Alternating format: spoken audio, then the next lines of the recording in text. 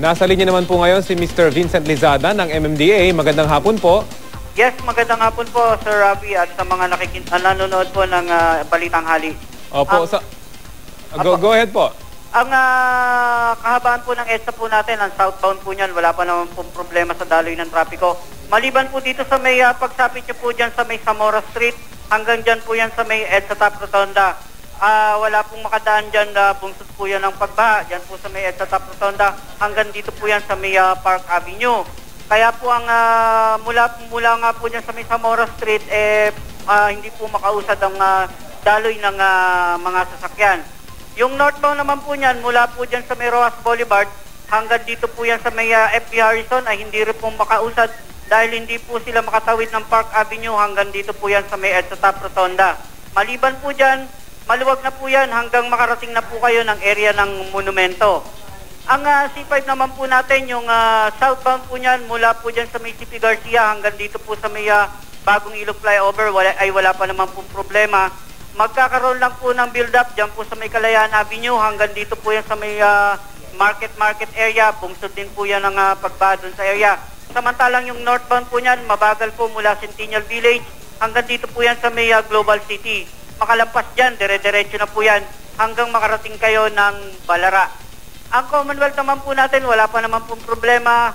Yung eastbound at westbound po niya, pareho pong maluwag sa daloy ng trapiko. Yung Ross Boulevard po natin, yung northbound po natin, medyo nadadaanan na po yan mula po dito sa may Mia Coastal Road hanggang dito po sa may EDSA intersection ay medyo humupa na po ang pagbaha at maluwag po ang daloy ng trapiko. Samantalang pagsapit po dyan sa may Buendia area, hanggang dun po yan sa area na po ng Calao ay wala pong wala po gaano dumadaan dahil po sa pagbaha rin. At yung southbound po niyan, mula naman po dyan sa may EDSA hanggang Mia Coastal Road ay maluwag po at daloy ng trapiko. Samantalang ang number coding po natin sa araw na ito ay lifted po at kung kayo po ay may emergency nakangailangan ng tulong, maaari po kasi lang makapagtulungan sa amin sa 136 po. Ginoong Lizada, yung mga nabanggit yung mga kalsadang hindi na pwedeng madaanan, ano pong obserbasyon ng MMDA doon? Mabagal po ba yung pagbaba ng tubig o tumataas pa rin pa yung baha rito? Medyo bumababa po pero mabagal ang pagbaba niya. At yung area po ng katulad ng EDSA Top Rotonda, ma-access lang po siya through kung magkukommute po kayo ng mga buses. So yung bus yung mga light vehicle lang po ang hindi gaanong makadaan doon sa area. So yung MRT at LRT pwede rin hong sakyan ng mga ito para makaiwas sa baha? Yes sir, yes sir. Ano po kayo dyan? Yung mga major roads po natin, ano yung mga alternatibong ruta, yung mga major roads na intersections na hindi pwedeng madaanan, ano po yung may recommend yung pwede nilang ikutan? Ay, sa ngayon po, sir, medyo paralisado po ang trapiko natin, lalong-lalo na yung major roads, yung mga papunta po ng airport, sa mga light vehicle po. Kung kayo po ay lalabas, pwede po silang makalabas pero kailangan po nilang gumamit nga po ng MRT, LRT at saka yung malalaking buses po.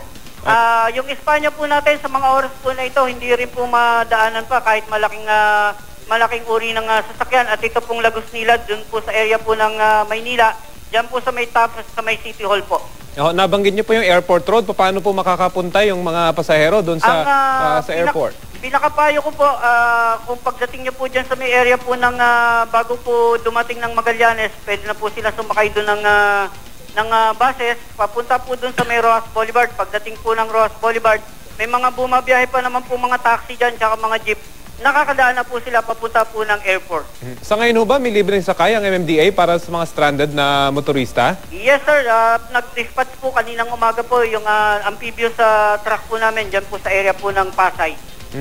Sa ngayon ba, may recommenda kayo, Ginoong Lizada, sa mga sumusuong dito sa mga baha, itong mga private vehicles? Ay, kung hindi naman po importante yung lakad nila, lalong-lalo na yung mga magliliwaliw lang, wag na po kayong tumuloy muna at sa ginagawa po natin na pag-rescue din sa maaari po kayong makaabala pa.